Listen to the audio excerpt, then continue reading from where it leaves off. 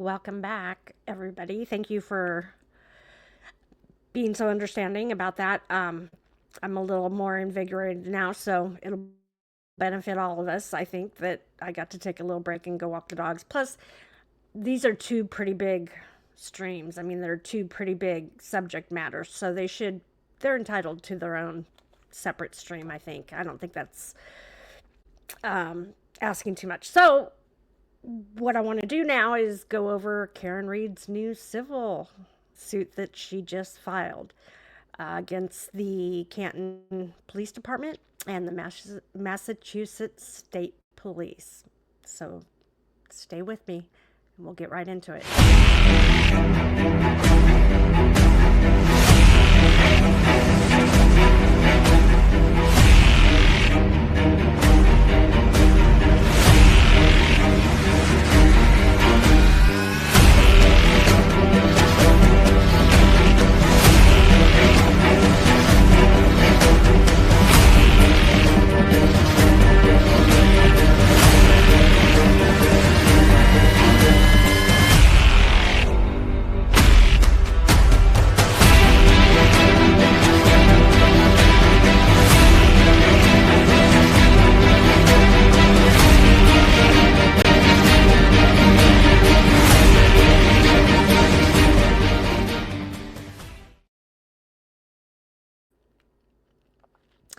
So, welcome back.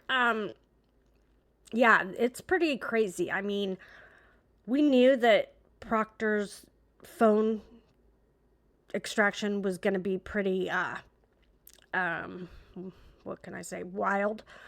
But I don't think in my wildest dreams I would have ever imagined it would be like this. I don't know what I was expecting. I knew that there would be some racial um, slurs and whatnot on there because, Rosemary Scapicchio has brought that to the court's attention numerous times, which is, and that's why she's fighting to have his whole extraction made available to any defense attorney basically that needs it for their case.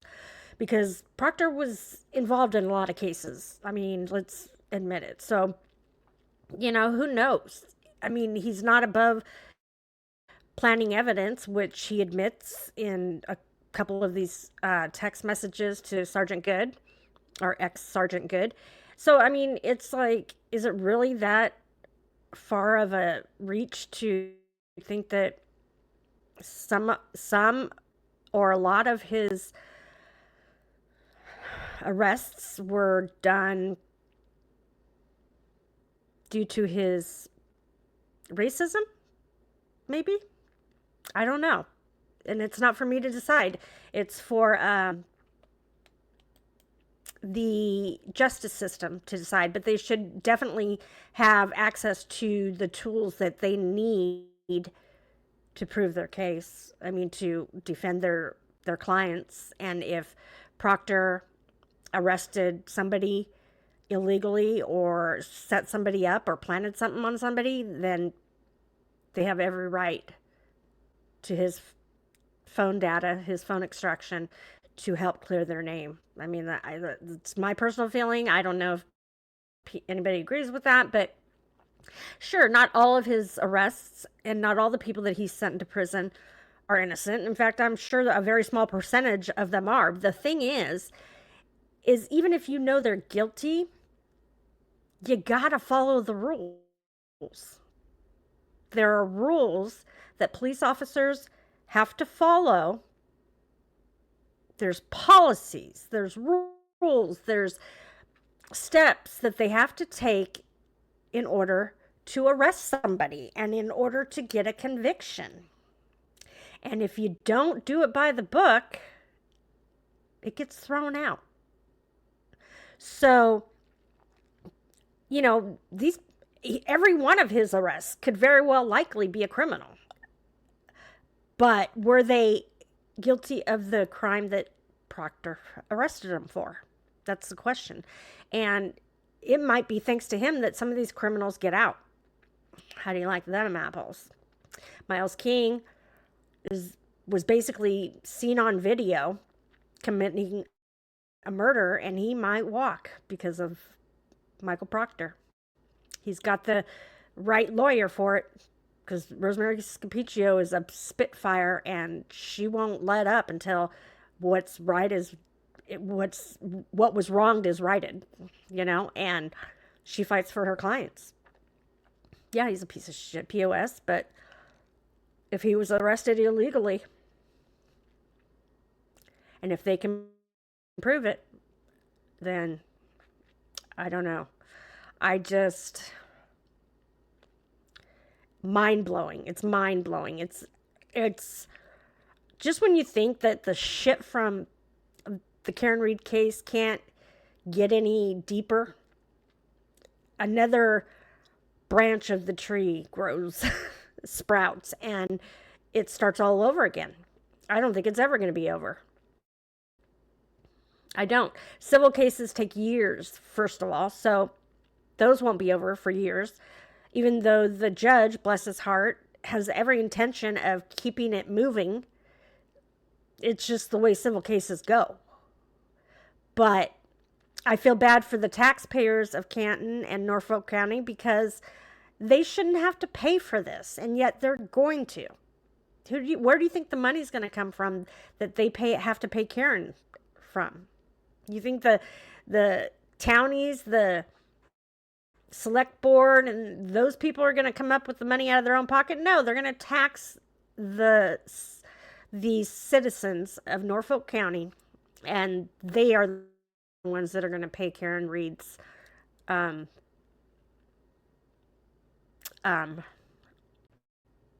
am I thinking of? Restitution. So if that's the case, then they should have had a say as to whether Karen Read was tried a second time. That's my feeling about it. But anyway, these text messages are definitely going to affect the O'Keefe's wrongful death suit, though, because they're pretty damning. Karen Read's been saying all along that she was framed, and Michael Proctor's admitting to wanting, or he says he's tempted to, and if you're even thinking about it, then most likely you've done it. He's attempting to plant cocaine on people, to do them harm, and it's just how somebody's brain can work that way. How do you hate somebody that you don't even know? How do you hate them so much that you want to cause them physical pain? He tells Sergeant Goode, don't rush to this MCA, which is a multiple casualty incident, or MCI. Multiple casualty incident because it was a multi-vehicle crash. And he tells Sergeant Goode, don't rush because I saw that one of the drivers is black, so let him die. You don't even know the guy. So then you got to stop and think, is this how he responds to all emergencies? Because we know he didn't even go to the scene of 34 Fairview, right? He never went there. How are you the lead detective in a homicide case and you don't even go to the crime scene? How is that? Especially when your officers don't take any kind of measurements. They don't take any kind of crime scene photos. Nothing. So how are you supposed to know what the crime scene looks like? There's no physical evidence, just, as far as picked photos and sketches go. You never went there. So how do you know what the crime scene looks like? How can you even begin to testify about that crime scene when you didn't go? There was no recording of it. I mean, it just blows me away. But yeah, so we're going to get into it. This is her lawsuit against MSP in Canton and the city of Canton for the Canton PD. And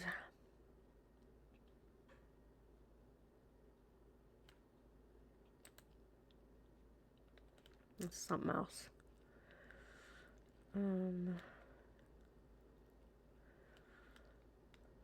Just one second.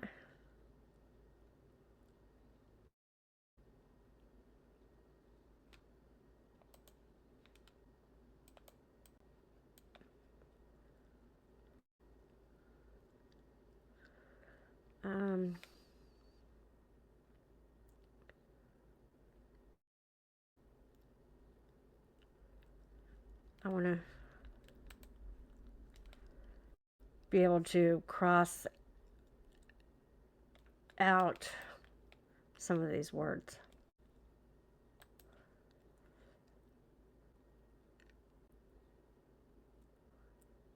Okay. Because they're bad. They're bad, bad.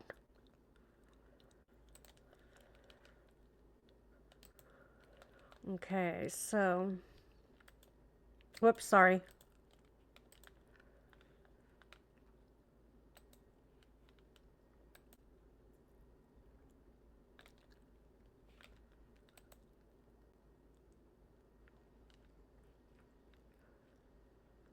How do I get this closed now?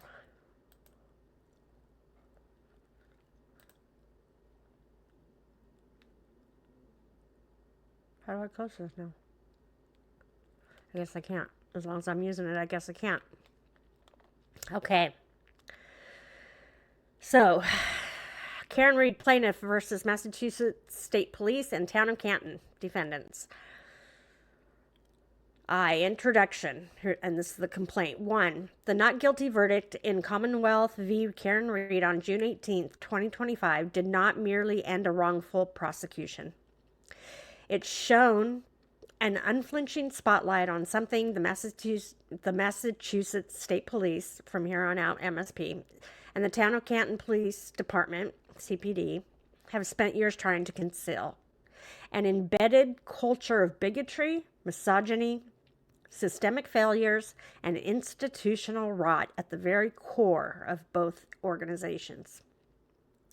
As a result of this entrenchment, Ms. Reed now files this action against MSP and CPD for their negligent hiring, training, and supervision of biased and corrupt police officers whose actions violated her constitutional rights and caused her immense harm.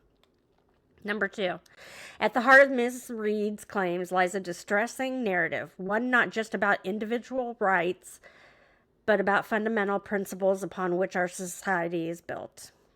Through this action, the MSP and CPD will now be forced to answer for their police officers' unlawful conduct against Ms. Reed that is set forth in detail below, but also for the insidious culture of bigotry and misogyny that fostered such unlawful conduct and has likely resulted in other unconstitutional criminal investigations in which countless unknown others have also suffered. Indeed, the MSP and CPD have avoided facing this very moment for years, but it's now time for the long-awaited transparency and accountability owed to the citizens of this Commonwealth. I agree. Number 3, former MSP Detective Michael Proctor and former, as of 2 days ago, CPD Sergeant Sean Goode are virulent bigots whose hatred for anyone and everyone different from themselves permeates their every action. They are not officers who occasionally voiced an offensive remark. They are men whose written and recorded communications, sent to one another and to a circle of like-minded friends over the course of a decade, establish entrenched and unrepentant hatred for women, Black Americans, Asian Americans, Jews, Hispanics, Arabs, and gay people. Their unfitness for any position of public trust was not subtle.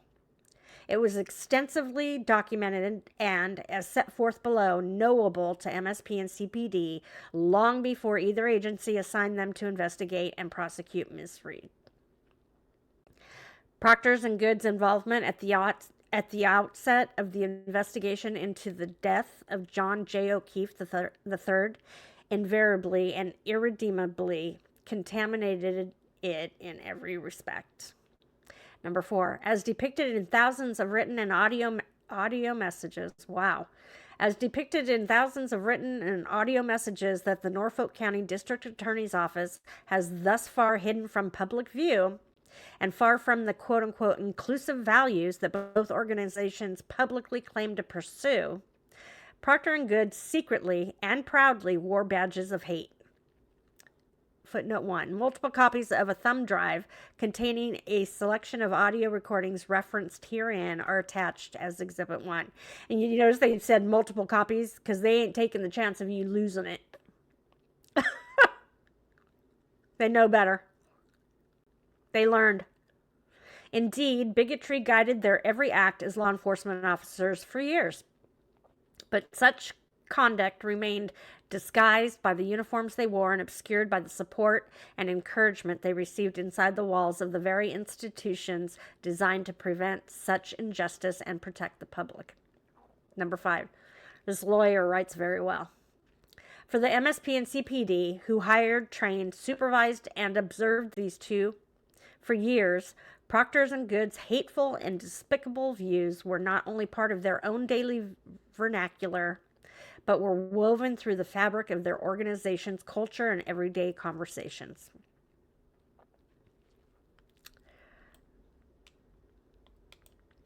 After telling Goode about a multi-car accident in Canton, this is a text from Michael Proctor. Boy, they'd get right into it, right?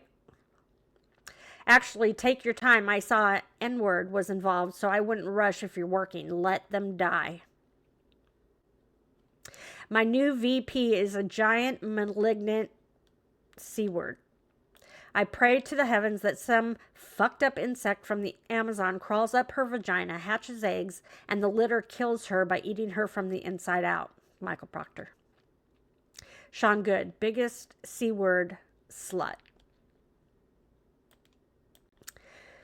Michael Proctor, referring to his then-girlfriend's anus. I can't even get fucking near that thing. I make every effort possible. I wait till she's asleep and I try to get at it. I try every effort possible. I try to get her hammered. I can't get anywhere near it. It's starting to piss me off. It's not cool. Sounds like a little bit of date rape, if you ask me. Michael Proctor went into Canton High this morning to get a transcript and saw more N-words in 10 minutes than the 4 years I spent there combined. Everywhere I looked, there was monkeys running around.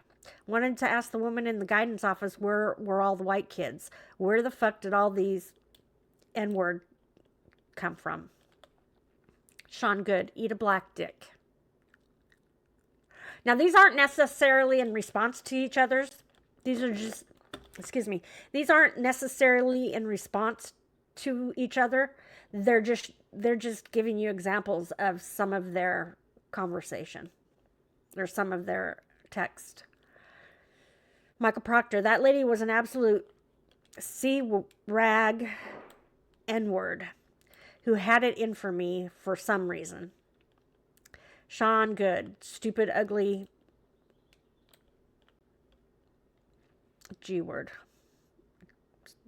Kook with the G. Michael Proctor, unfortunately, I know Randolph all too well. Place is a complete shithole, filled with N-words, no good N-words. Sean Goode, she's a Jew, so definitely puts out. Deport their asses. I don't care if they are here legally or what their excuse was. Fucking deport those sand N-word. That was Michael Proctor. Sean Goode.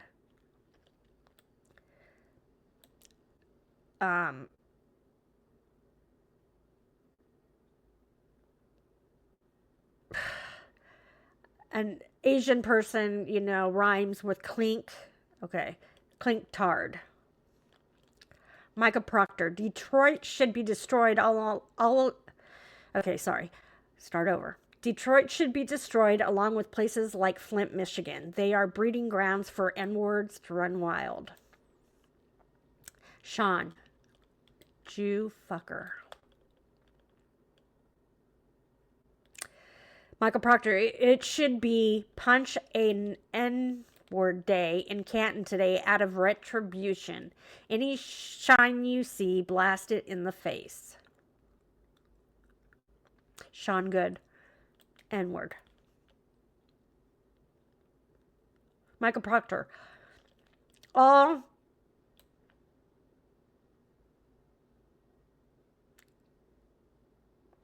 gooks have shrubs between their legs. Michael Proctor. America sucks. Hitler was really on to something. Then the fucking U.S. had to step in and ruin it. Wow. Number 6. Indeed, throughout the course of their friendship, which dates back to high school, Goode and Proctor bonded over the warped prism through which they both view their surroundings and the individuals they encounter in their personal and professional lives. These distorted worldviews were shaped by unimaginable hatred and intolerance, through which they dehumanized others, often wishing violence or death on them, demeaning them, or even suggesting, quote-unquote, planting evidence on them to cause them harm. And we all know he hated Karen, right? Number 7. In written and recorded audio conversations beginning in 2013, the year MSP hired Proctor, and when Goode was already an officer with CPD, and for almost a decade later, these two law enforcement officers referred to community members whom they encountered as C-word, fat C-word, real C-words, N-words, dirty N-word, N-word for kids, stupid, ugly G-word,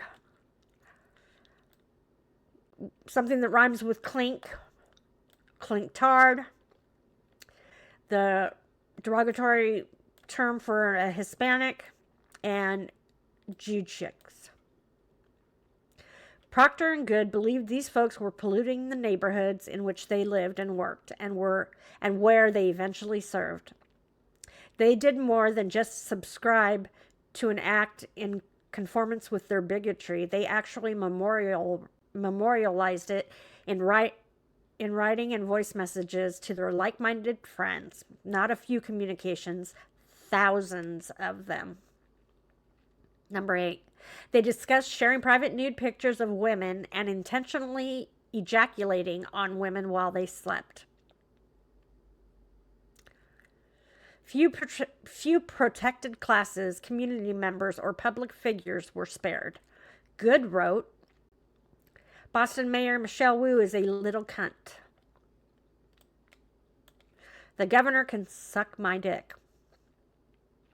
New England Patriots owner Robert Kraft is a terrible, cunty Jew. Anne Frank is a lying cunt. What does poor Anne Frank have to do with this? My God. Number 9. Put simply, they were then and are now completely and unquestionably unfit to hold positions of authority with MSP and CPD, much less to play important roles, or in Miss Reed's case, the primary role in homicide investigations. And despite that CPD had received, reviewed, verified, and analyzed these same messages nearly a year ago, Sergeant Goode remained employed with full rank as a sworn police officer by the CPD until 2 days ago. Yeah, he was on leave, but he was on paid leave. Number 10. On January 29, 2022, the MSP and CPD unleashed these two misogynist bigots on Miss Reed to work on the conflicted and corrupt quote-unquote investigation into the death of Mr. O'Keefe. It did not take long to trigger their hatred and target Miss Reed. Indeed, Proctor, Goode, other police officers, and their respective organizations understood the assignment once their fellow cops and friends, Brian and Nicole Albert, Matthew and Jennifer McCabe, and Brian Higgins, referred to as house defendants, in Miss Reed's pending federal court action, falsely reported that Mr. O'Keefe never went in the house. Even though his face was battered and bruised, he had dog bites and scratches on his arm, and he had a severe laceration on the back of his head that could only have come from a backward fall onto a rigid surface in the house rather than a flat front lawn. Law enforcement began immediately targeting and framing the female outsider, Miss Reed. 11. As the MSP's assigned lead investigator, and without knowing any more about Miss Reed than she was an outsider and a female, Proctor openly exposed his ossified prejudice when he described her to his group chat buddies as quote-unquote retarded, quote-unquote whack job cunt with quote-unquote no ass that leaks poo, whom they decided 16 hours into the investigation had zero chance of skating. Quote, she's fucked, end quote, he pronounced. Proctor intended to make the investigation cut and dry, so he and his close-knit circle of friends could pin it on the girl. 12. Immediately after Miss Reed's arrest, Goode made the same type of sexualized and dehumanizing comment about Miss Reed's medical conditions and physical appearance that he and Proctor peddled in the hallways of their organizations on a daily basis. Quote, Jesus, every girl will want a brain tumor, multiple sclerosis, colitis, if you can look like that in yoga pants after killing your boyfriend, end quote. Meanwhile, as Goode pondered Miss Reed in yoga pants, Proctor seized Miss Reed's phone and launched immediately into a search for naked pictures of her, only to report back to his colleagues and friends, disappointingly, quote, no nude so far, end quote. But as he wrote to others as the investigation began, he hoped that she kills herself. 13. MSP and CPD's investigative approach was born out of Proctor's and Goode's perverse and depraved pattern of singling out and vilifying an outsider while protecting the quote-unquote blue line and their families. This was, of course, made more palatable by dehumanizing Miss Reed. Number 14. With the help of Goode and CPD, Proctor and his colleagues at MSP, including his direct supervisor, Yuri Buchanan, conducted a fundamentally conflicted and corrupt investigation where the goal was to pin it on the girl, and which included rampant violations of policies, procedures, and ethical rules. For example, and as described further below, despite the overwhelming evidence that Mr. O'Keefe was inside the house at 34 Fairview Road, they did not search the home for blood, fingerprints, or DNA evidence. The house was neither processed nor photographed by a forensic criminalist. Indeed, the investigators did not even walk into the crime scene house until a week later, and then only for a pro forma visit and brief quote-unquote interview of Nicole Albert. No effort was made to secure evidence from the Alberts' German Shepherd, even though Mr. O'Keefe's body was found in the front yard with fresh and obvious dog bites and scratches on his right arm. Nor did Proctor, Buchanan, or their MSP colleagues conduct any physical examination of the house defendants or attempt to seize their phones. The investigators did not attempt to secure the crime scene, document evidence, collect biological material, videotape or record interviews, take DNA control samples, geolocate digital devices at the scene, collect electronic devices, secure surveillance footage, create a crime scene log, or maintain even the most basic chains of custody in accordance with well-established investigative protocol. 15. Worse yet, with the help of others at both the MSP and CPD, Proctor and Buchanan manufactured evidence to ensure that Miss Reed was blamed for Mr. O'Keefe's death.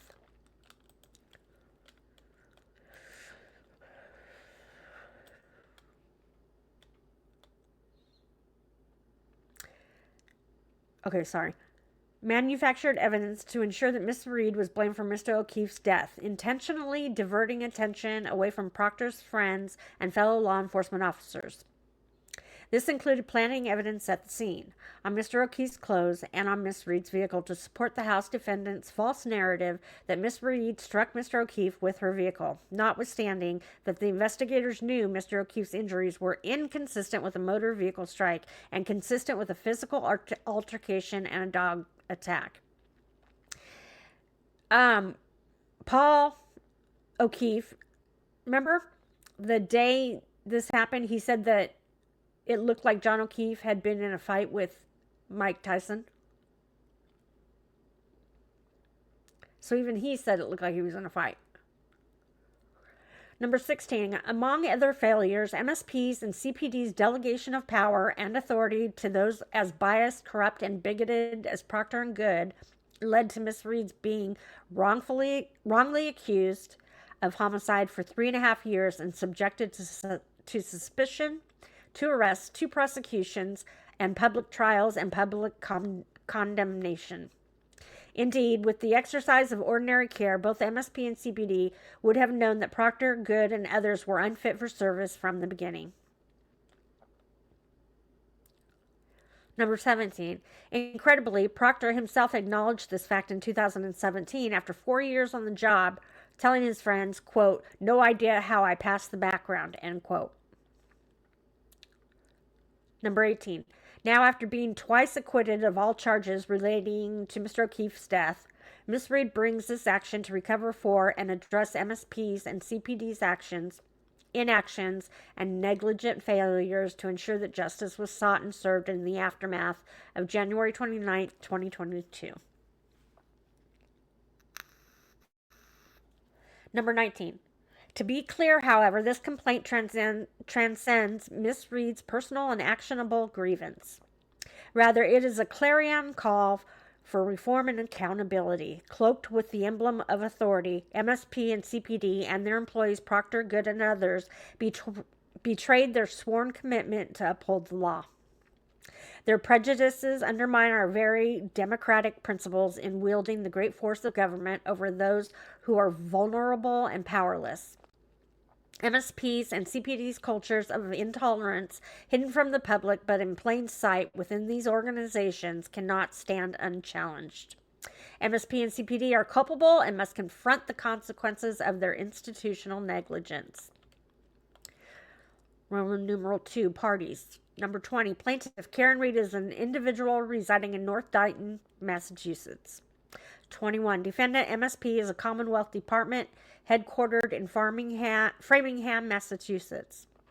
22, defendant Town of Canton through CPD is a municipality within the Commonwealth of Massachusetts with a principal place of business in Canton, Massachusetts. Roman numeral 3, jurisdiction. 23, the court has subject matter jurisdiction over this case pursuant to MGL 212 and cites the laws. 24, the court has personal jurisdiction. Tongue-tied. The court has personal jurisdiction over MSP in this town and the town because each is headquartered and functions exclusively within Massachusetts. Venue is proper in this county pursuant to, and it gives cites the law, because the plaintiff resides in Dighton. Roman numeral 4, incorporated facts. 26. Reed incorporates by reference each of the facts alleged in paragraphs 28 through 108 of the amended complaint filed in Reed v. Proctor, and attached hereto as Exhibit 2 as if each were fully stated and alleged here.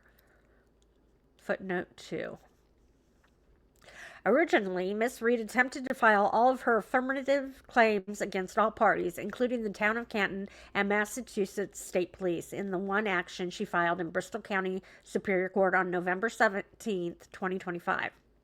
That pleading contains all of the alleged facts sufficient to establish all claims against all parties.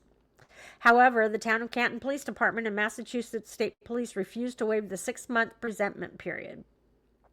And by the time the presentment period expired, the House defendants had removed Miss Reed's Superior Court complaint to federal court, where it is now pending. Because the Massachusetts State Police enjoys immunity from federal court jurisdiction, Miss Reed cannot add these claims to the pending federal court action. Therefore, although Miss Reed now brings this action separately in Bristol County Superior Court, relying on many of the same factual allegations already asserted, rather than set forth those same facts again here, Miss Reed simply refers to and incorporates them by reference. I bet you they're kicking themselves now for waiting for that 6 months, because they didn't have all of Proctor. They didn't have Proctor's phone extraction yet, but they did after 6 months. Wow. Just wow. 27. Reed alleges the following additional facts relating to Proctor, MSP, Goode, and CPD. Roman numeral 5. Additional facts. Proctor's and Goode's ingrained misogyny, racism, homophobia, anti-Semitism, and other biases. 28. By January 29, 2022, Proctor and Goode, both inveterate bigots, had long-standing and deeply held biases against women, as well as almost every other protected class of people other than white, male, non-Jewish police officers. Proctor's and Goode's clear willingness and tendency to dehumanize, judge, and evaluate people and circumstances based on their hatred and biases significantly contributed to their willingness to embrace the narrative provided by the House defendants and target Miss Reed, leading to the destruction of her career, her financial stability, and her freedom, and her very freedom, as well as the emotional and physical harm caused by 2 years long prosecutions and trials for a crime she did not commit. 29. Proctor's and Goode's reservoir of vituperation, fed by their staggering prejudices and the extent to which they were willing to pass judgment on others based solely on gender, race, religion, or sexual orientation, are apparent from each of their contributions to the cesspool of abject hatred reflected in their group chats and email chains with their friends beginning in 2013. Below is a selection of those messages. Messages sent by Proctor. Number 30. Even during MSP's hiring process, Michael Proctor could not contain his bigoted views. 31. On February 26, 2013, Proctor wrote to his friends, "Hey, dickheads, just wanted to give you two a heads up that you guys may get a call from a state trooper named Scott Cooper who is doing my background check. Don't know I think that's supposed to say how far back they are going to go with this stuff, but I didn't want to have this guy catch you off guard." 32. Proctor's friend responded, "No problem, but what are we supposed to say? Last time the BPD, Boston Police Department lady, was grilling me for exact dates as to when and how long you lived in Brighton, how we paid rent, to who, etc. Anything specific we should be aware of?" Number 33. Proctor responded, "That lady was an absolute cunt rag N-word who had it in for Bear," referring to himself in the third person by his nickname Bear in his friend chat group. "Talked to this guy for a half hour today, and I would be shocked if he pulled the same shit as her just from how she acted with me on the phone." Number 34. Apparently, MSP did not, quote, pull the same shit, end quote, as the BPD, who did not hire him during these interviews, because MSP hired Proctor.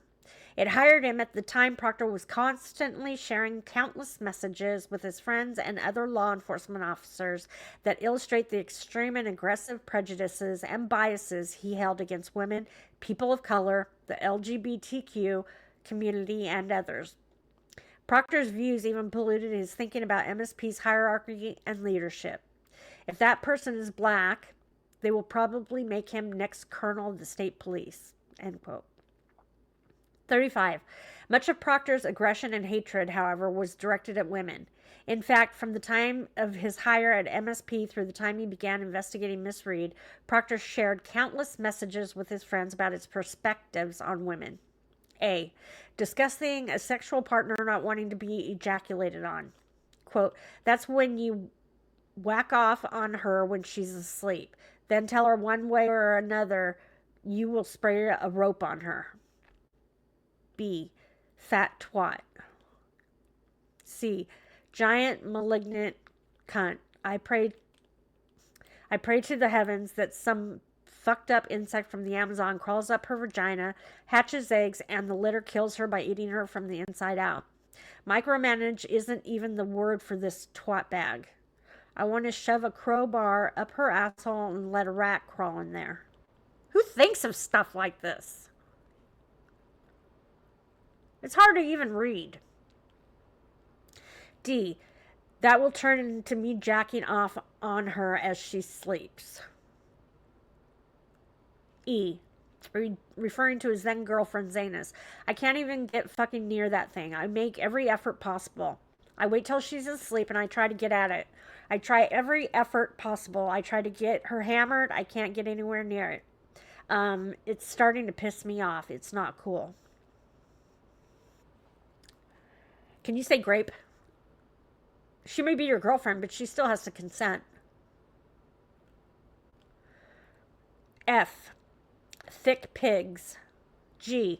Discussing specific sexual acts and the need to potentially get at it while she's asleep. H. Discussing needing a roofie or something to find a sexual partner. I. Ain't gonna happen. She will pass out at 9 and I will stay up until midnight drinking and watching movies. I could swoop in for the kill when she's asleep, though. J. Pigs I have stuffed. K. Part of like jacking off is to do it on an absolute pig, not some Brazilian smoke show top 12 model. You want a filthy pig that you just do dirty things to. Give me some thick girls with some meat who you can just shit on. L. Referring to an overweight woman as a disgrace. M. Absolute pig. And N. A cunt. 36. During the same time frame, Proctor also prolifically messaged his friends about his similar hatred of Black, Asian, Hispanic, Arab, and Jewish people.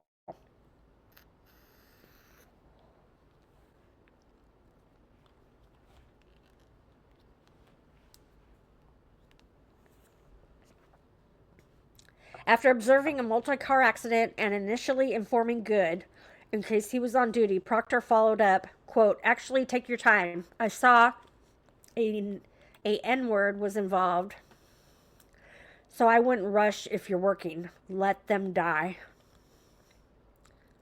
B. Literally hate 99% of the people I meet, see, and deal with. Dudes went into Canton High this morning to get a transcript and saw more N-words in 10 minutes than 4 years I spent there combined. Everywhere I looked, there was monkeys running around. Wanted to ask the woman in the guidance office where were all the white kids? Where the fuck did all these N-words come from? C. Discussing a college football game. You notice that N-word headband from A&M said something like cash me out. Would have been nice if they were still our slaves. Then I wouldn't have to go pick up Bertucci's. Just say, hey, N-word, go fetch Bear his wings and pizza. Jesus, that place was a dump. Smelled like N-words and cigarettes. E. Another plane was brought back to the gate because of 2 sand N-words speaking Arabic, and people on the plane were freaked out and had them kicked off. F. If an American pulled some terrorist act in a Middle Eastern country, they would have their heads chopped off in the middle of the closest major city for all the citizens to see and cheer on. Instead, this person will get lethal injection in a secluded federal prison and be viewed as a hero to all the sand N-words around the world. G. Word up, dudes. Been just crushing business shit today. Actually, not really. Just been dipping and trying to make sense of what the goop next to me is saying. H.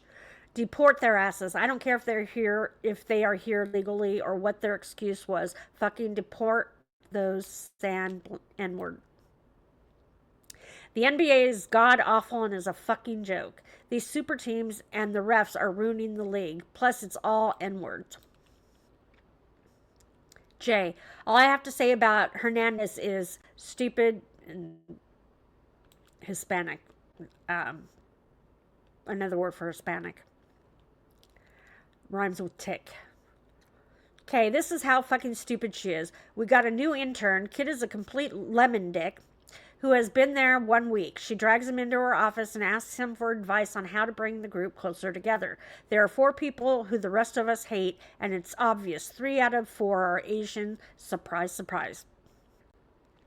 Wouldn't mind being a N-word for a day. Just pop open a fire hydrant and suck down a few 40 ounces while listening to some Naughty by Nature. M. N-word cops. N. Too many Jews in Sharon. O. America sucks. Hitler was really onto something, then the fucking U.S. had to step in and ruin it.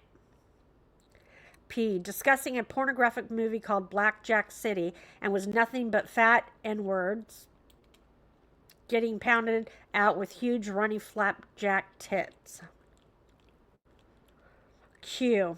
Detroit should be destroyed along with places like Flint, Michigan. They are breeding grounds for N-words to run wild. R. Obviously, I can't watch a black dude fuck a white chick. S. Randolph is filled with N-words and no good N-word.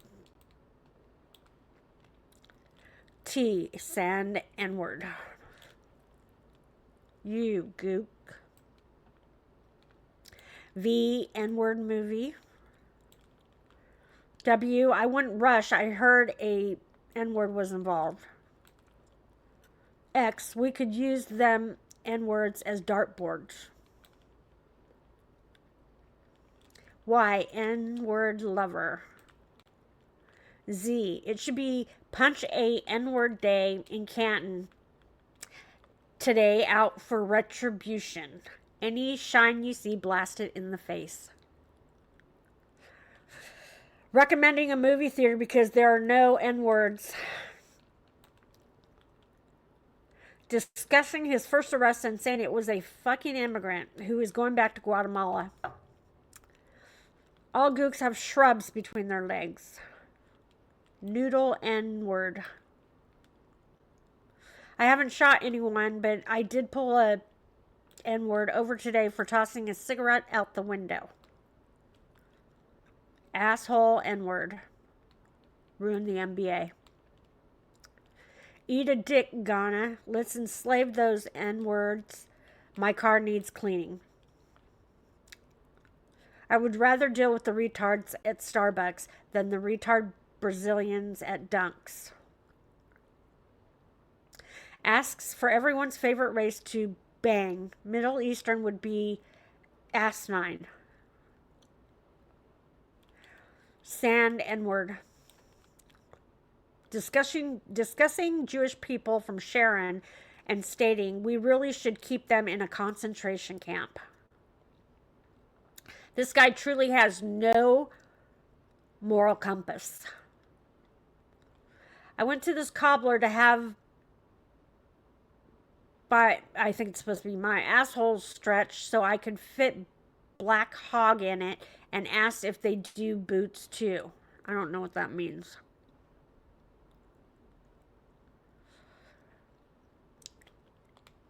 Clink-eyed. So, something that rhymes with clink.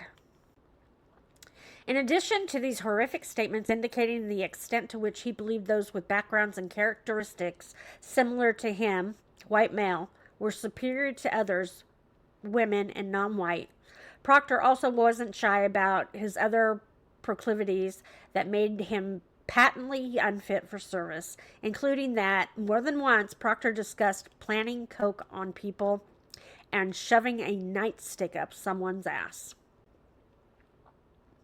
38. Proctor recognized his inadequacy in 2017, writing that he had no idea how he passed the background. Although he did explain that MSP detective units do the background checks for applicants. They allowed a girl into the next academy who admitted to using cocaine and ecstasy and recently used those drugs. That would make me feel safe if I lived there.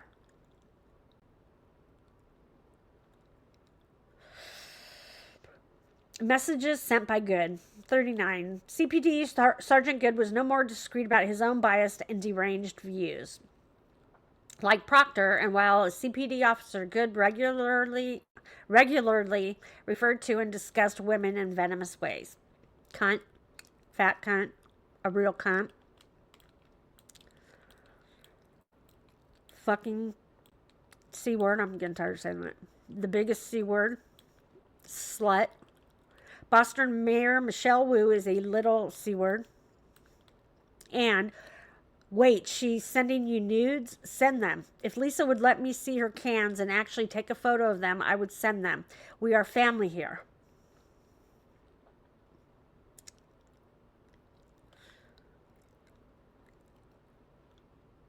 He also displayed the same racial and religious supremacist viewpoints as Proctor, which, like his misogyny, impacted how he viewed the members of the public he encountered on a regular basis as a police officer.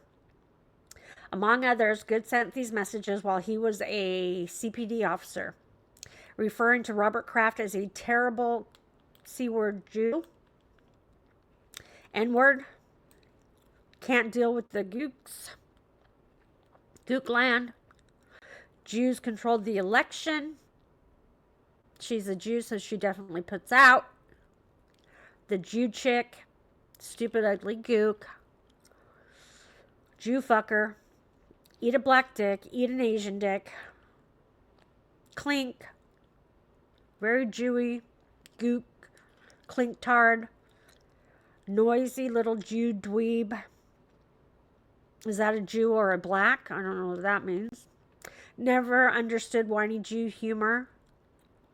Jew sympathizers. Anne Frank's a lying cunt. And then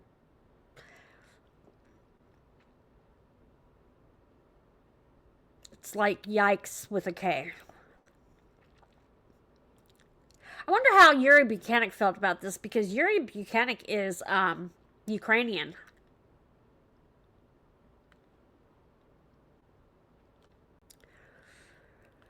Yeah. How do you feel about Hitler? Now, how are the blacks down there? Very blacky? 42. Goode also shared similar disdain for homosexual members of the community in Canton and elsewhere, referring to them repeatedly as the F word, homos, and cocksuckers. Like Proctor, Goode exhibited more in these messages than just his bias and hate. He also showed that he lacks the basic discretion and neutrality required of a police officer deputized to protect and serve all members of the community, regardless of skin color and ethnicity, gender, religious beliefs, and/or sexual orientation. Just 1 second, I'm going to get a drink.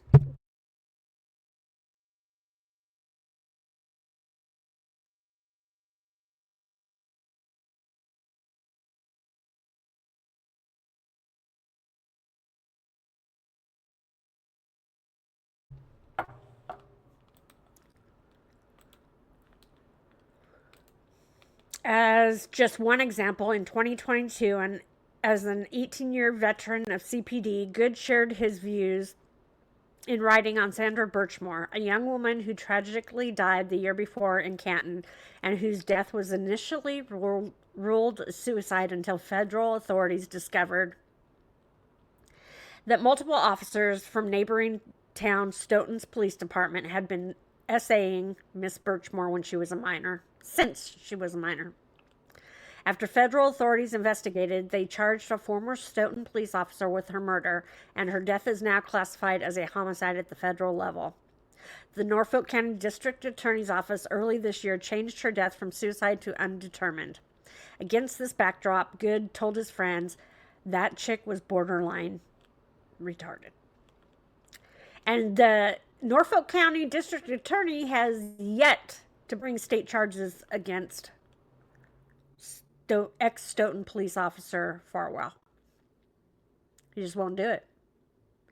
45. Goode also helped his friends avoid repercussions for what appears to have been their regular practice of driving drunk. Quote, sobriety checkpoint on 138 by the trail side tonight. Please stay away tonight. Can't help you if you get caught. Too many troopers and Milton PD. Keep this info between us. End quote. He apparently relished his ability to use his institutional power, authority, and access to illegally obtain information about women he encountered in his daily life, writing in 2015, quote, "Ha ha, can't wait to look this cunt up tonight at work," end quote. MSP and CPD knew or should have known about Proctor's and Goode's bigotry. 47. Proctor's and Goode's biases, bigotry, and personal histories were known or should have been known to MSP and CPD when they hired, trained, promoted, and supervised them. Not only were the MSP and CPD on notice of Proctor's and Goode's troubling views and intolerant attitude towards various members of the community, they were sworn to protect and serve during the underlying investigation into Mr. O'Keefe's death. But Proctor's supervisors knew Proctor had a close relationship with the Alberts and that Proctor made no secret of his bias against Miss Reed, demonstrating a clear prejudice against her from the outset. For its part, CPD refuses to acknowledge its role in this debacle of an investigation or recognize the significant flaws in its hiring, training, and supervising practices. Illustrated by Goode's continued role as a sergeant for the CPD until 2 days ago, when, upon information and belief, CPD was informed of MSP's counsel that this complaint would soon be filed. Helpful right to the end, CPD then permitted Goode to resign 2 days before the filing of this complaint rather than fire him, and thus saving him from the reputational and financial implications of being terminated for cause. As for the MSP, both before and during the Proctor-led investigation, his immediate supervisor, Buchanan, provided his annual employment reviews. True to form, despite knowing firsthand the extent of Proctor's unlawful conduct, bias, and bigotry, Buchanan repeatedly and falsely wrote that Proctor has handled himself with the utmost professionalism and with strict integrity, and confirmed that they had successfully discussed MSP's policies concerning anti-harassment/sexual harassment and discrimination and diversity, among others. Why would you feel like you have to single those out for him? Other times, the MSP simply looked the other way. For example, in February 2024, 4 months before Miss Reed's first trial, the MSP was aware they had a problem specifically related to Miss Reed's case. The Department of Justice had begun investigating the investigators, and on February 1, questioned Proctor in a grand jury proceeding about text messages he wrote in which he called Miss Reed a cunt, among other bigoted comments the Department of Justice had found. That's in the 3,000 binder released by the feds, remember, before the trial started. Proctor was also questioned about his texts at 11 p.m. on January 29, 2022, that House Defendant Brian Albert would escape scrutiny in the investigation because, quote, he's a Boston cop too, end quote. Further, Proctor was confronted at this grand jury about texts from Julie Albert to his sister, Courtney Proctor, asking to give Proctor a gift for some implied favor he did for the Alberts during their interviews for the case. On February 4, 2024, Proctor had a meeting and told the highest level of leadership at the MSP, Colonel John E. Mon, who recently retired, Lieutenant Brian Connors, recently retired, and Major Leonard Coppenrath, active, about his testimony to the Department of Justice, including his text messages. Did he, though? You think he did? They did not terminate him, did not immediately ask for his phone, and did not immediately investigate his bigotry. No, they had him sign a non-disclosure. They knew it existed and where to find it, but they didn't want to, at least until Miss Reed's trial was over. Indeed, they tried to hide it from Miss Reed and the public, despite initiating an internal affairs investigation in early March 2024, before the jury in Miss Reed's first criminal trial was even impaneled. It was not until Miss Reed's defense counsel found out about these messages and then used them during the public trial that MSP concluded it couldn't ignore this any longer. MSP proceeded to falsely claim that it only became aware of the messages during the defense's cross-examination and finally terminated Proctor.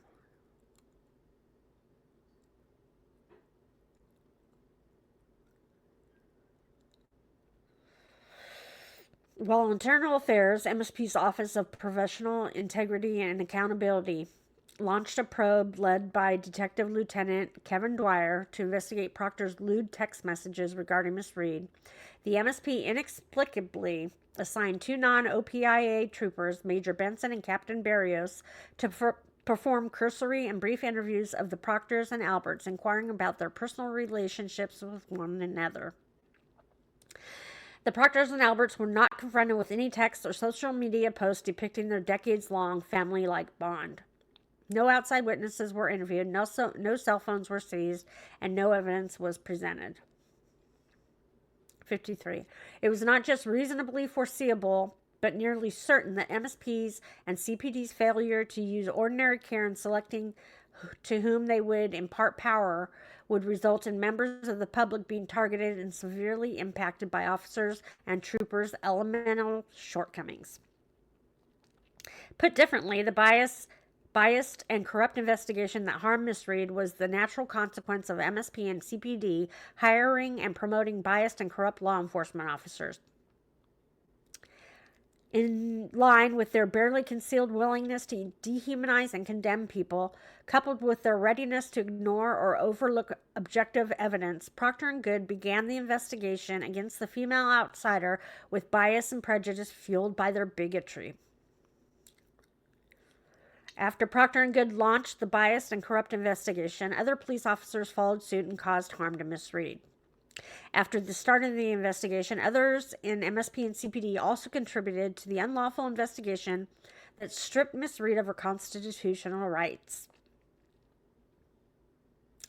MSP and CPD are liable for the negligent hiring, training, and supervision of these other officers whose wrongful acts also contributed to the harm suffered by Miss Reed. Specifically, as described in the amended complaint Exhibit 1 in the federal court, action against Proctor, Buchanan, Brian Tolley, and the House defendants that are specifically incorporated herein, MSP's and CPD's employees' wrongful acts include, but are not limited to, A. They were propelled by the House defendants' false statements, including that Mr. O'Keefe never went in the house. B. They failed to investigate any theory other than seeking to singularly focus on Miss Reed to the exclusion of all other available evidence. C. They ignored that Mr. O'Keefe's injuries were consistent with a physical altercation and dog attack, and that no injuries were consistent with a vehicle strike. D. They intentionally sidestepped or wholly ignored fundamental investigatory procedures. E. They disregarded and failed to obtain pertinent interviews and other critical evidence from the House defendants that cannot now be recovered or recreated. F. Through Proctor, they secretly communicated with the Alberts on Proctor's personal phone, deliberately back-channeling those communications to circumvent his state-issued device, and used Proctor's sister as a surrogate. G. They manufactured evidence to ensure that Miss Reed, not their friends and fellow law enforcement officers, was blamed for Mr. O'Keefe's death, including planting evidence at the scene, on Mr. O'Keefe's clothes, and on Miss Reed's vehicle to support the false narrative that Miss Reed struck Mr. O'Keefe with her vehicle, even though they knew Mr. O'Keefe's injuries were inconsistent with a motor vehicle strike and consistent with a physical altercation and dog attack. And H. They expressly encouraged flagrant abuses of power. Okay, I need to take a little break for a minute, so let's look at something, okay? I want to see if the Canton Police Chief or MSP put out a statement today.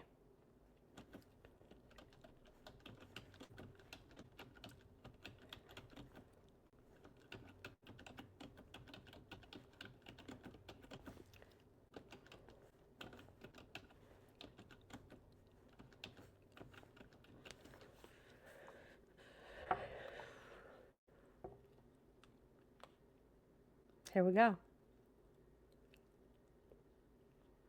19 minutes ago by Boston 25 News. Okay, so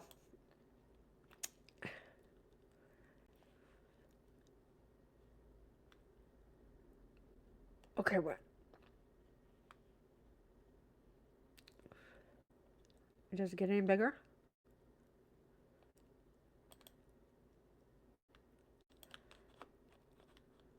Okay, wait a minute. Why isn't it so small? Huh. Just 1 second. Why is it so small?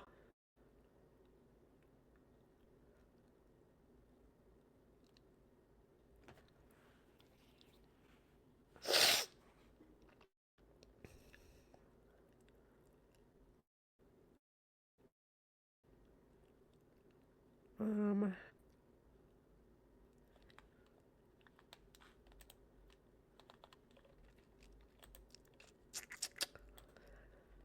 okay, well, it's not very big, so bear with me. And her legal team have filed the lawsuit against the Massachusetts State Police and the Canton Police Department, calling investigation into her and the death of her boyfriend, Boston police officer John O'Keefe, as biased and corrupt. Reed sued calling out 2 officers in particular, State Trooper Michael Proctor and Canton cop Sean Goode, as, quote, 2 misogynist bigots. The suit did not list what type of financial damages Reed is looking for.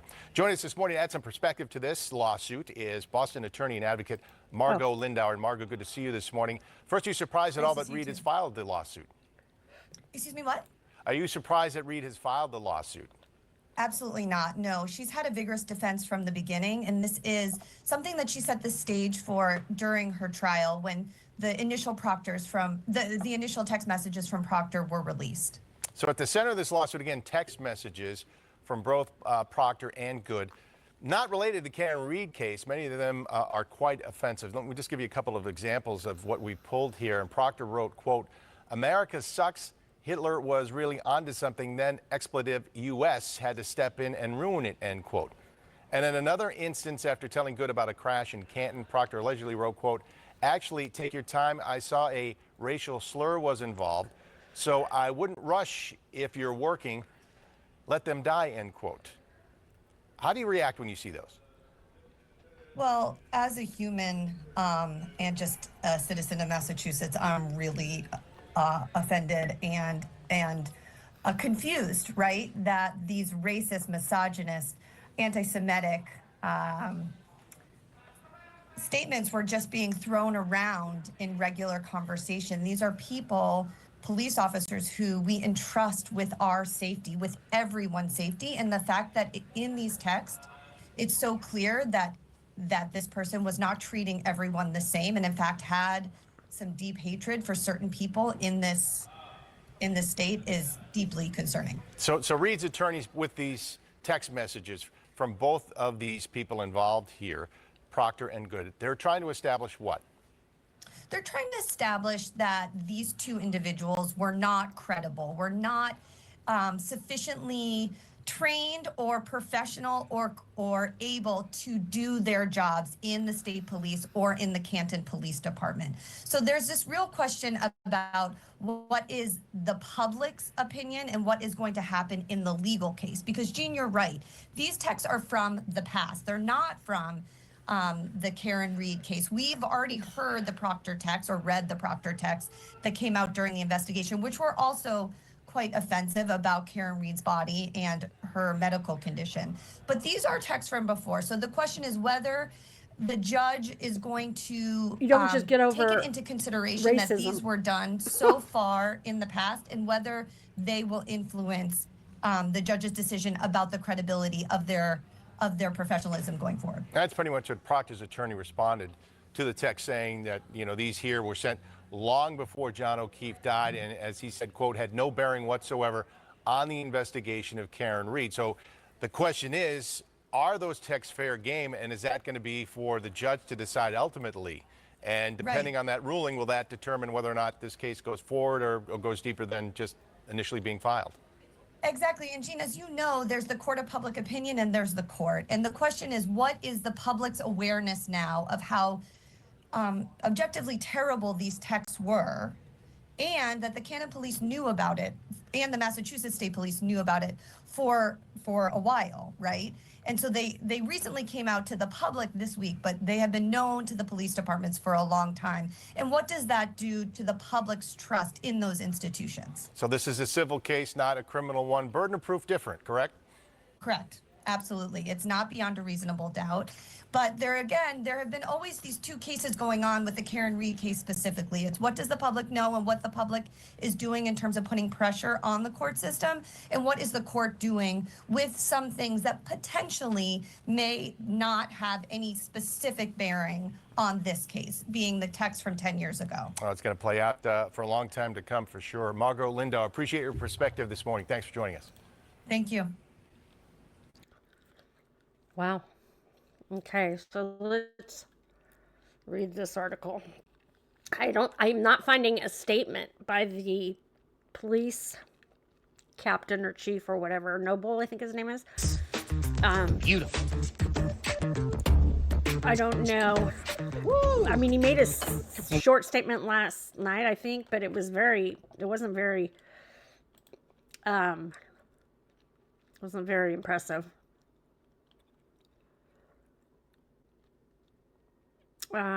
Okay, let's read this article real fast.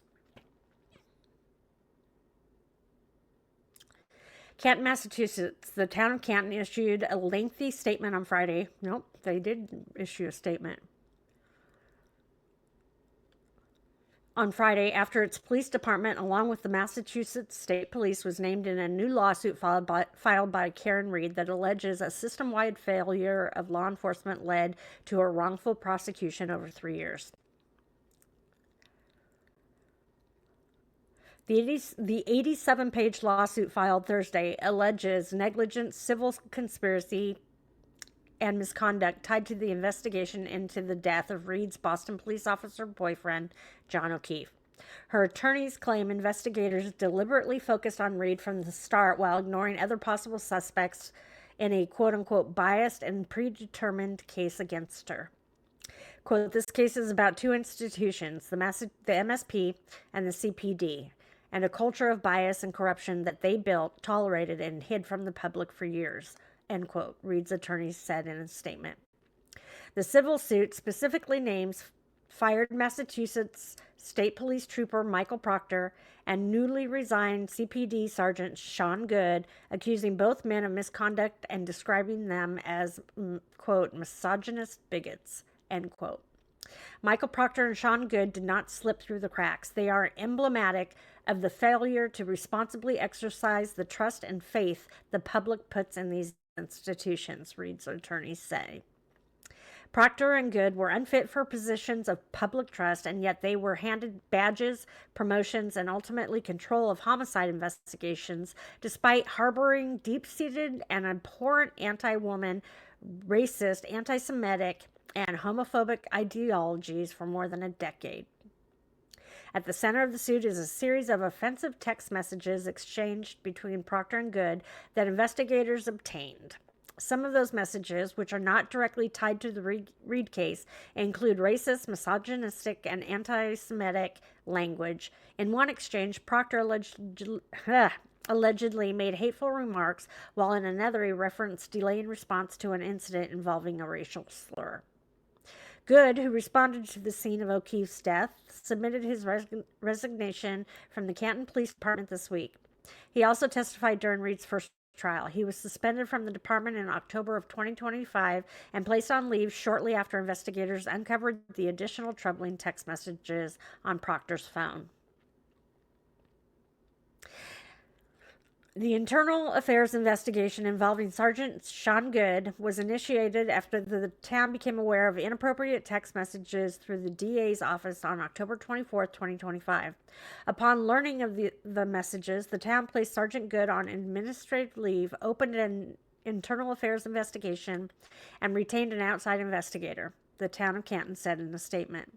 The town of Canton also called the messages revealed in Reed's lawsuit abhorrent, deeply offensive, and hateful.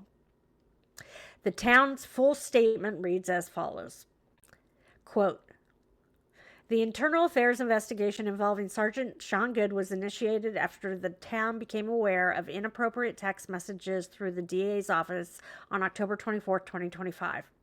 Upon learning of the messages, the town placed Sergeant Goode on administrative leave, opened an internal affairs investigation, and retained an outside investigator. However, the town did not and still does not possess the messages themselves. The town's outside investigator was granted access to the messages in December 2025, subject to a court-issued protective order that strictly restricted dissemination of the messages. The outside investigator was required to review more than 200,000 voice notes and text messages dating back to 2013. As part of the internal affairs process, Sergeant Goode's union counsel was also permitted to review the messages in full. The scope of that review, combined with the limitations imposed by the protective order, made the process time-intensive. Sergeant Goode was subsequently scheduled for an IA interview, but refused to appear. Can you do that? Wouldn't that be automatic termination if you refuse to go to the IA interview?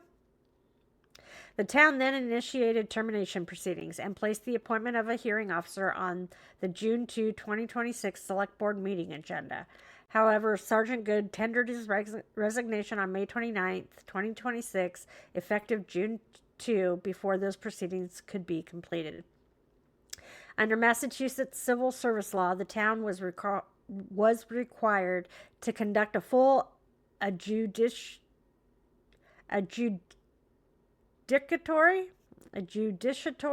hearing before terminating Sergeant Goode. His resignation occurred before that hearing could take place. The Internal Affairs report will be released when finalized and will be a public record subject to legally required redactions. The report will also be provided to the Peace Officer Standards and Training, the Post Commission. Claims that the town knowingly ignored misconduct or failed to take these allegations seriously are inconsistent with the actions taken. Upon learning of the allegations, the town promptly removed Sergeant Goode from the workplace, retained an independent investigator, and pursued appropriate personnel action based on the information available throughout the investigative process. The messages are abhorrent, deeply offensive, hateful, and do not reflect the values of the Canton Police Department or its members. The men and women of the Canton Police Department are entrusted with serving every member of the community fairly, professionally, and with respect. Preserving that trust requires accountability, transparency, and adherence to the highest standards of public service. The town of Canton wants the community to know that allegations involving conduct that calls into question the professionalism, integrity, or impartiality of a police officer are taken seriously and addressed in accordance with applicable law and post requirements. Proctor, who served as the lead investigator in the Reed murder case, was fired from his role within the state police in March of 2025. He was relieved of his duty without pay after a mistrial was declared in Reed's first trial, and his last day with the Norfolk County District Attorney's Office followed soon thereafter. Proctor came under fire for a series of disparaging texts he sent about Reed, which he read aloud in court during her first trial. Proctor admitted on the stand that the texts were quote-unquote unprofessional. He called Reed things like a whack job and other derogatory words. He also talked about her medical issues and wrote, "No nudes so far," while going through her phone.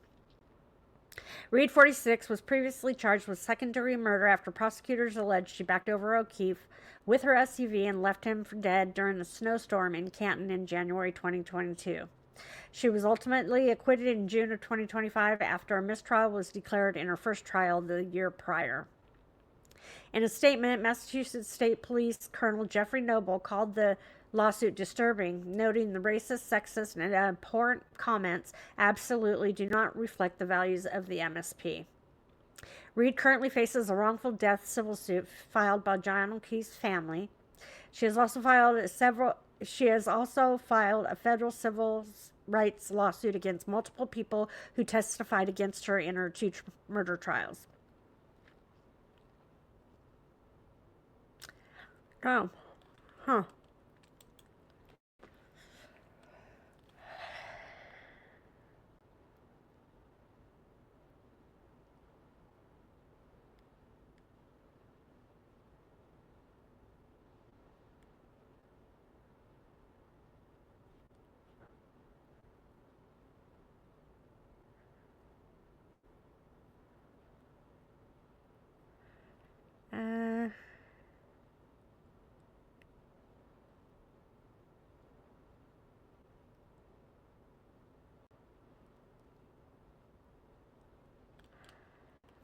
Let me see.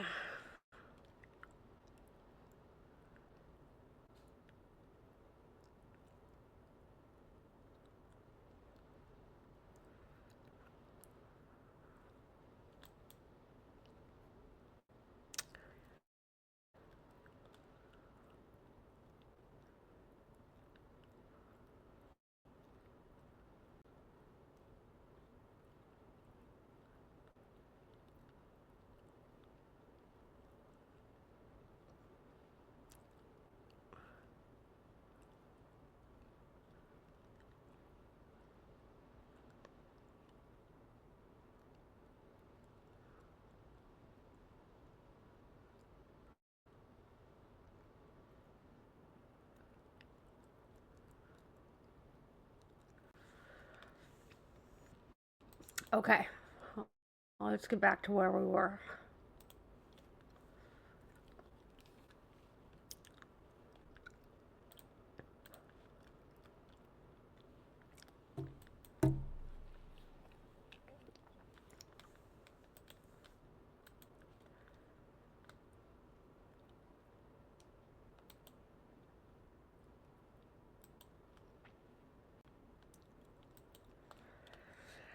Okay. Armed with the fruits of this fundamentally flawed and biased investigation, the Norfolk District Attorney's Office proceeded to prosecute Miss Reed for murder, resulting in 2 juries rejecting the Commonwealth's charges and Miss Reed losing her career, home, car, livelihood, and reputation. As Greg Connor, a 25-year veteran prosecutor in that office who is now seeking the role of district attorney, recently said of the Commonwealth's murder charge, quote, "The reach exceeded the grasp," end quote. And I don't think there was another DA office in Massachusetts that wanted to prosecute Karen Reed. Wow. Roman numeral 6, counts. Okay, and this goes through the different counts. And I'm sure that they're the same for both Massachusetts State Police and Canton.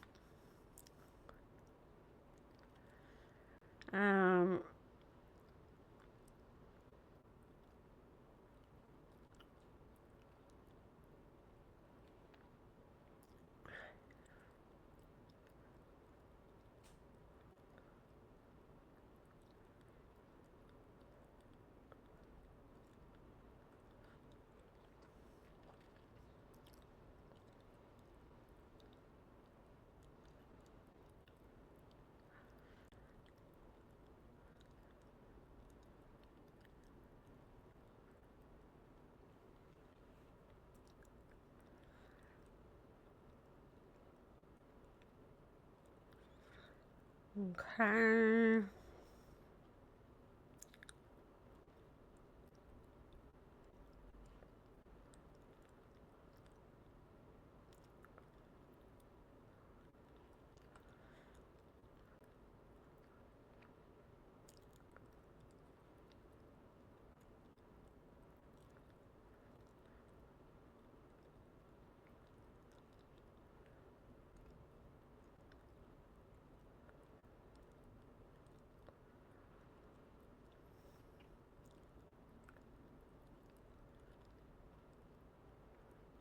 Um,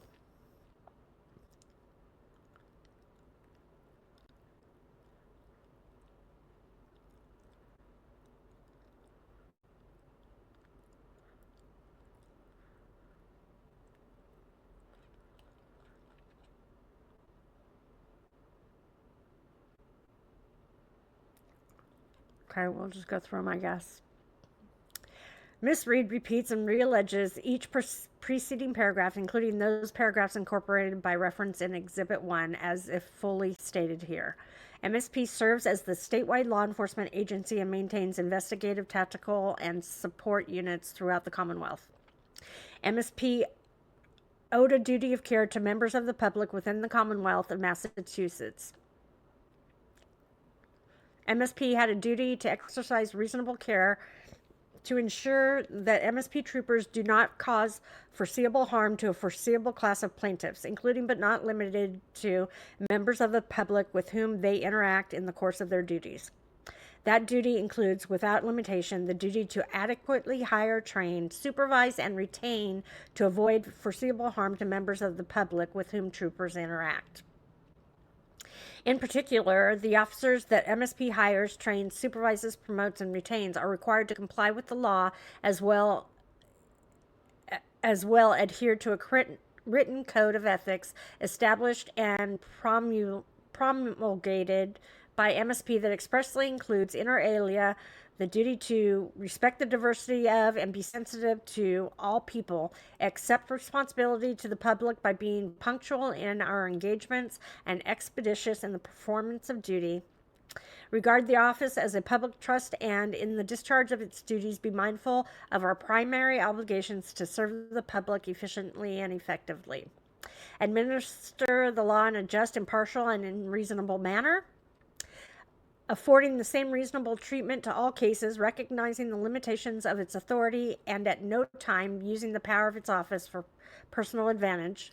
Be true to its obligations as custodians of public property, never diminishing its integrity or limiting its effectiveness by accepting gratuities or favors from persons, businesses, corporations, or other entities.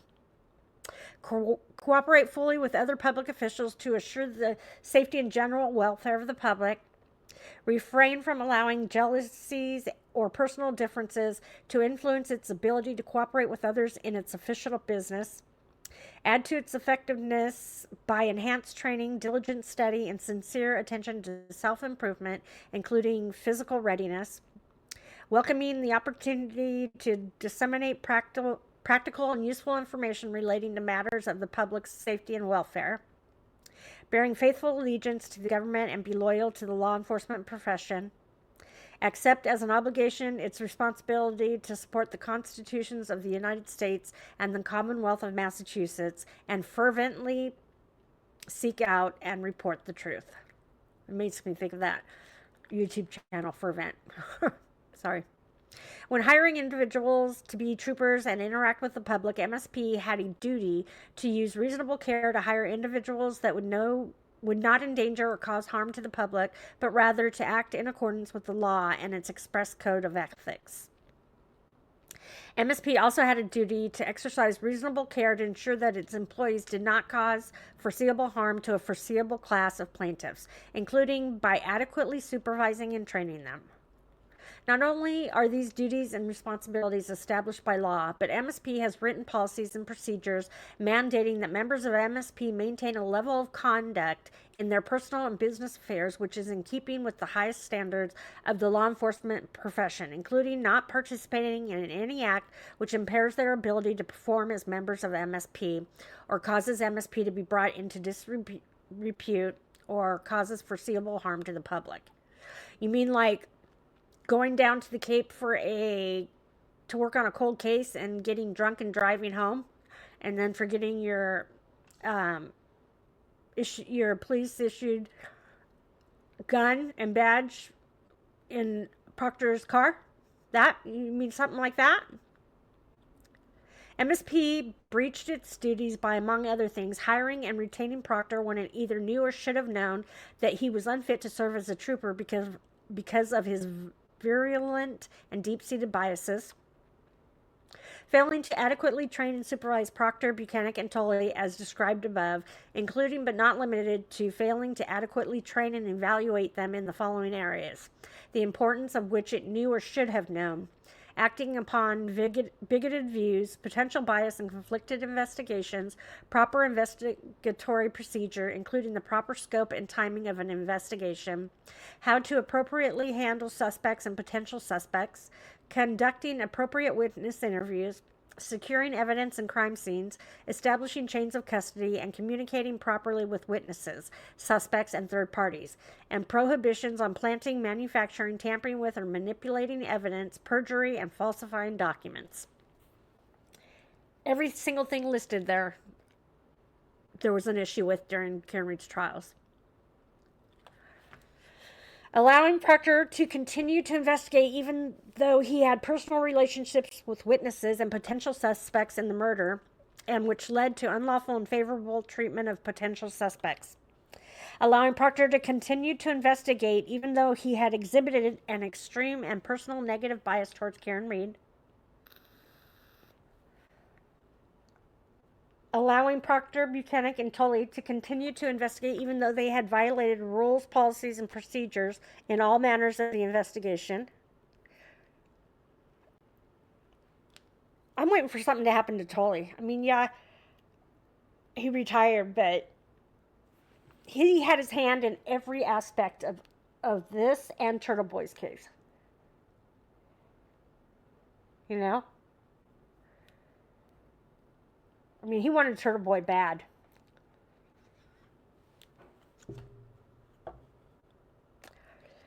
Where was I?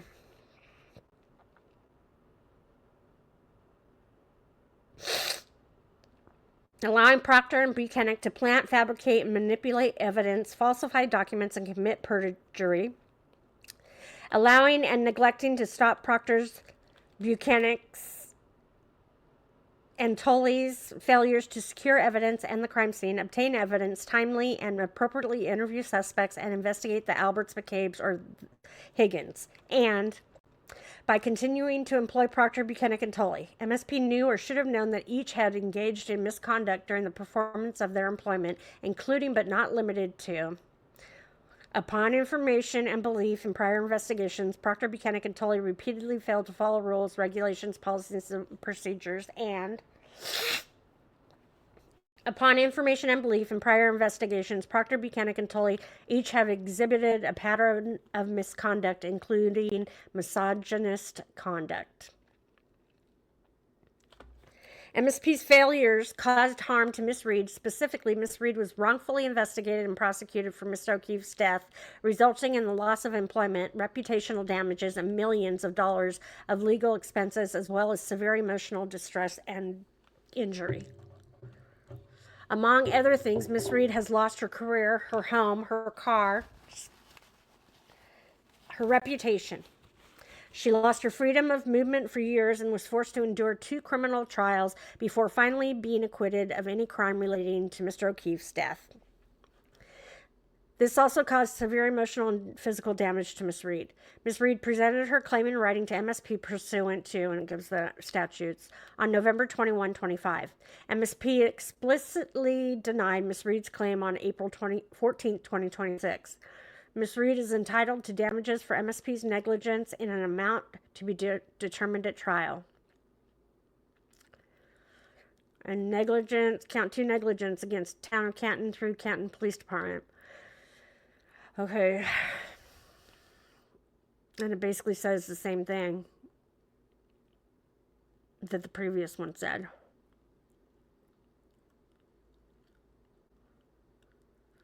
Exactly. Pretty much.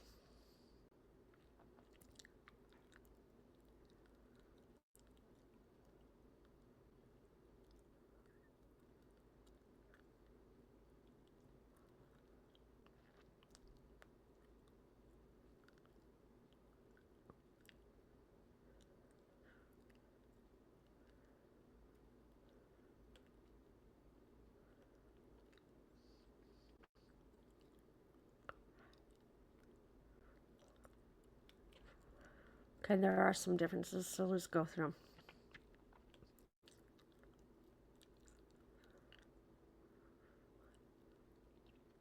Failing to properly, okay, it says the same thing about Goode as it did Proctor.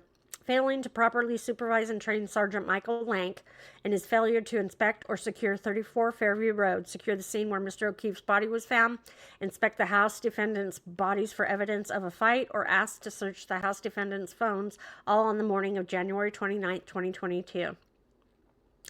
Failing to preserve, protect, and secure various surveillance video inside and outside the Sally Port, including but not limited to setting the auto-delete function on such videos to 30 days and not preserving these particular videos for a longer period of time. Attempting to obfuscate and hide from Miss Reed's criminal defense team surveillance video footage from inside the police station and outside in the parking lot on relevant days. failing to supervise the relationship between Proctor and Kevin Albert, including permitting backdoor communications involving the O'Keefe investigation and other social activities during the investigation, including drinking and driving together on Cape Cod.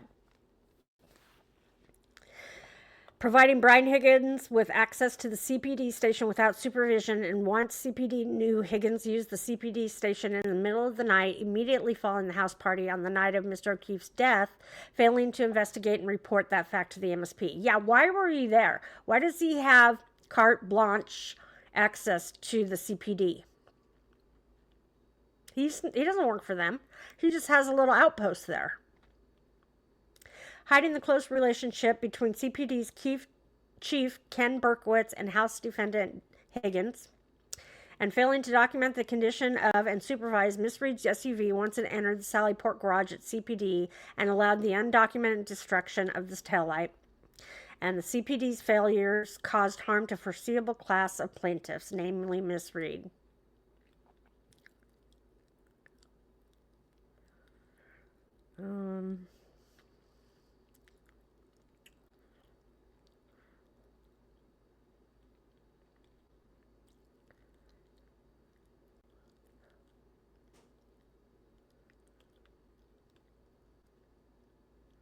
Then civil conspiracy against both defendants.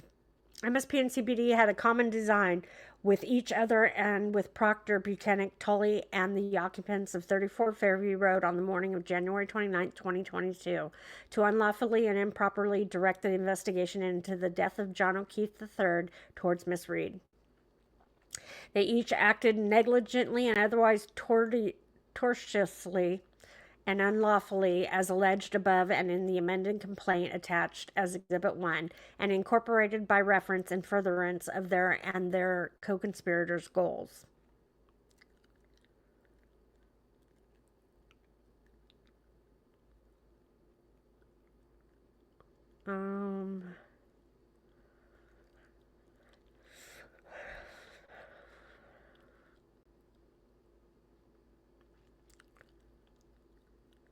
Jury demand. Miss Reed respectfully requests a jury trial on all matters so triable. Prayer for relief. Wherefore, Miss Reed respectfully requests that the court grant her the following relief. Enter judgment in her favor and against each relevant defendant on each count of this complaint. Award her damages in an amount to be calculated at trial, along with pre- and post-judgment interest, costs, and expenses. Award her reasonable attorney's fees incurred in connection with this litigation, and grant her such other relief as the court deems equitable and just. Respectfully submitted, Karen Reed, by her attorneys. These are the audio files. We don't get to see them or hear them, obviously. And these are her other civil suits against the House defendants and Proctor and Tully and Buchanan.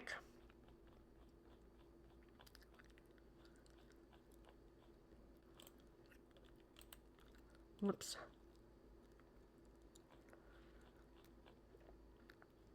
This is all stuff that I've done videos on.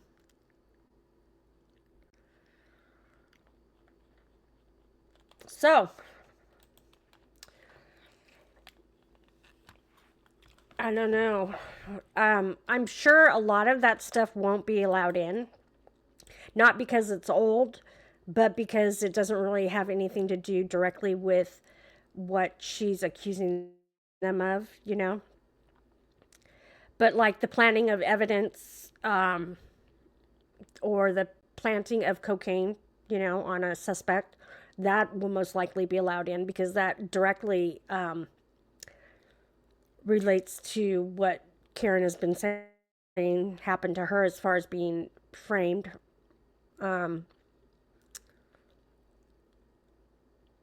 But I don't think they're showing their whole hand. I think they have worse. I think we haven't seen the worst. I think that there's a lot more to be revealed. It's like a this was just like a taste test, to give people a little sniff of what they have. But I don't think they would put all the worst ones out there already. I think they're saving those for the grand finale, if you will. I mean, they're pretty smart, so I don't think that this is it. I would be willing to guarantee, I'd be willing to bet my life on the fact that this isn't it. This is just a minor introduction, a minor taste test, if you will, of what is to come. And I'm here for it, because it's just unreal. And you wonder how many towns and cities is this going on in. I mean, Boston's always been known for corruption, but they're just going to have to get rid of everybody and start over, I think, in Boston. I don't think there's any hope for Boston. Unless Deitch gets elected, which I think is the best thing for them. But I don't know. What a couple pieces of shit. And Proctor needs to move. I mean, he can't. Don't do that to your kids, dude. Don't subject them to your bullshit. Because you know that they're going to get picked on at school and people are going to be like, oh, I know who your dad is. And they're going to be accused of being racist and misogynistic, and just give them a relief from that. Just leave. Move somewhere else. Move out of. You're going to have to leave the state for sure. Possibly the country. The only thing is this case is international. So you're kind of known everywhere, I think. I think you're best off if you just buy some isolated land in Alaska and just live off the land by yourself. I don't foresee you staying married for much longer if Elizabeth didn't know about any of this. If she knew you were like this, she's probably sticking by you. But if she didn't know all this about you, she's gone. She's gone. And you deserve it. Sergeant Goode, I noticed you had a wedding ring on in that picture of you on the witness stand. So what does your wife think of this? Neither one of you could ever work in law enforcement again. The post commission's going to see to that. They're going to, make you surrender your law enforcement certifications. And I don't think you're able to get, I think once the post commission dings you, you're done, no matter where you live, right? I don't know. I know Proctor didn't get his pension. I don't know if Sergeant Goode will get his. I believe Sergeant Goode has the 20 years in, because he had already been with the Canton Police Department for a few years when Proctor got hired in 2013. So, technically Proctor could have had his, right? No, that's just 10 years. 2013 to 2023, that's just 10. So Proctor doesn't get a pension. And I don't know if Goode's going to get his or not. I don't know. They didn't say he resigned. I mean, they didn't say he retired. They said he resigned. So does that make a difference? Who knows? I just find it funny that all these people, including the DA's office of Norfolk County, are trying to get Aiden Carney on all these, intimidation charges. He's facing, 90 years in prison if he's convicted on these charges. And when they opened his phone extraction, what did they find? Some perverted pictures or perverted sexual, fantasies. That's it. You didn't see him talking about black people the way Proctor is. I mean, they say that you can tell how they say you can tell the truth about how a person is by what they do when they are not being when they don't think they're being watched. And Proctor's a bad boy. I mean, obviously he's a piece of shit. And when he's not being watched, he's up to absolutely no good. You can tell by his text messages. Aiden, he didn't have any any bias or racial or grape type text messages. Nothing. He just had some sexual fantasies and maybe some dirty pictures of himself. But other than that, he's squeaky clean. And yet you're trying to put him in prison. Proctor's the one that should be in prison.